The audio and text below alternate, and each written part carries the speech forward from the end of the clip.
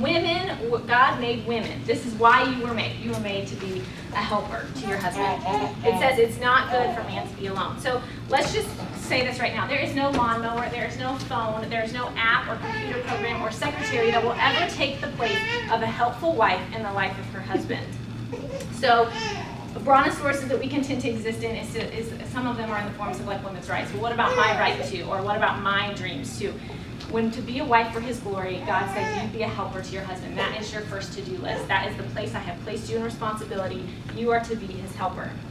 And I think one of the ways that, well, I'm going to list several ways that we can help our husbands, but one of them is to just understand the pressure that they are under as husbands.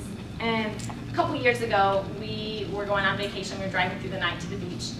And I was asleep in the car, kids were asleep in the car, and my husband pulls over at like 2:30, 3 in the morning. He says, I'm falling asleep, do you think you can drive for a little while?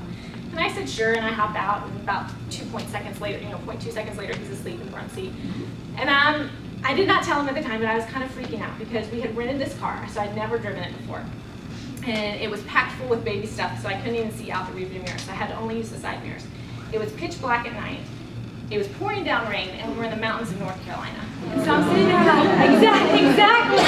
And so I'm like, I don't even know where the brights are or the wipers are, and like I'm turning the blinkers on when I need to be turning on something else, and the defroster, and I was like, where is it? And so I don't think I've ever driven 10 and 2 since like the driving test in 16, but I was 10 and 2, and my knuckles were white, and it was pouring down rain, the trucks were like sloshing stuff on me, and I was like, what am I gonna do? And so my eyes went from the side mirror to the road, to this was before iPhones, so like the GPS thing that was on your window, to like my family, and then back again. And it was just constant, and my heart was racing. And I just said, okay, Lord, what do you want me to know? Like, what is going on here? I'm very nervous. And I looked in the car, and everybody else was peaceful. My husband was asleep, my kids were asleep, my dog was curled up asleep. My whole family was in that car. And I realized that the fate of them was in my hands. If I made one wrong move, I could have taken their lives. If I made one really bad move, we could have ended up in California instead of at the coast that we were hoping for. So I just like had all of this pressure. It was up to me to make the right decisions and to do the right things, and I felt alone. And so I was like, okay, Lord, what do you want me to know? And he said, what you are feeling right now is what your husband feels every single day as the leader of your family. And I thought, no, he doesn't. Really, that's a lot of stress.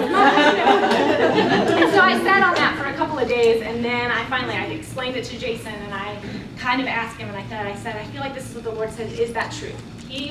No hesitation. He said, yes, absolutely, all the time, every day. I was like, oh, because I kind of feel like I'm dancing through life a little bit, And yet he's sitting there white-knuckled thinking, is this going to spiritually derail my family? Is this decision the wrong one? What if I do this? And he has this stress that I don't have. And so I think that was a real eye-opener to me of how to come alongside him as a helper. I can't take that from him, that's his, but sometimes I can help him navigate. Sometimes I can find the wipers or the brights or the defroster.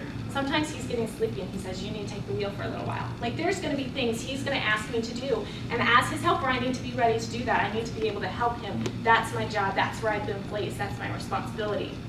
And so a good way to know how to help them is to know how they would ask or how they would answer that question. If you were to ask, if your husbands were sitting here and could speak up and say, I wish my wife would help me buy, what would they say? See if we have any. Does anybody know what their husband would say? Right off the top.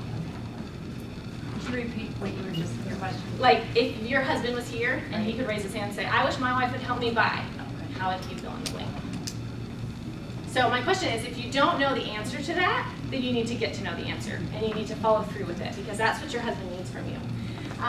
Other times we may know the answer, but we don't want to do it because it's inconvenient to us or we just don't want to. And then other times we think we know what his answer is when we really don't. Like we're in the middle of moving, which is really stressful. And so my husband has like 600 things he has to do every day when he comes home from work, and he's a handyman around the house. He can do that stuff, and I'm not. But he had our bathroom like taped and primed for days, and he had not painted it yet. So I thought, I'm going to do this for him. I'm going to be his helper, and I'm going to paint this bathroom because he's not getting around to it. And so I told him, and my husband is really talented at stuff like that, and I've never painted a wall in my life. But I thought I could do it, and he said, don't you have anything else you could do tonight? And I was like, no, I'm going to paint the bathroom, just give me all the stuff I need. And so he reluctantly let me paint the bathroom.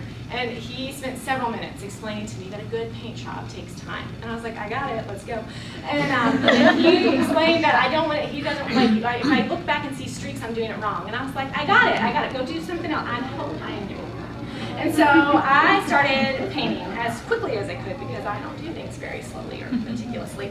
And I was like, what is he talking about? Good. I am doing a great job. And I look back and I see nothing but streaks. So I was like, well, I'll go fix it. And so then I go back this way, and all I did was make it more streaky, and oh, it looked so bad.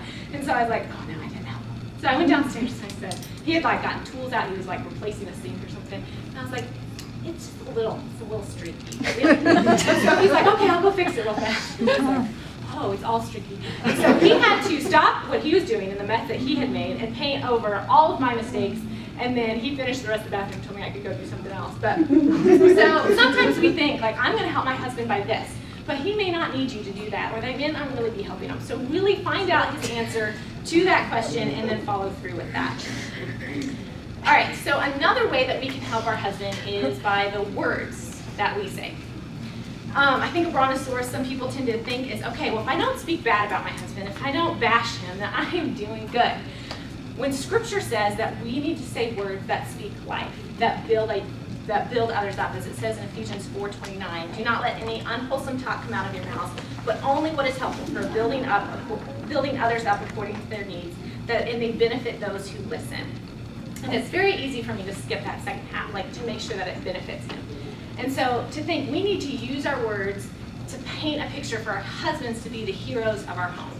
To our children, to our friends, to their family, to our family, we have to use our words to not just not speak bad about our husbands, but to build them up and to make them the heroes.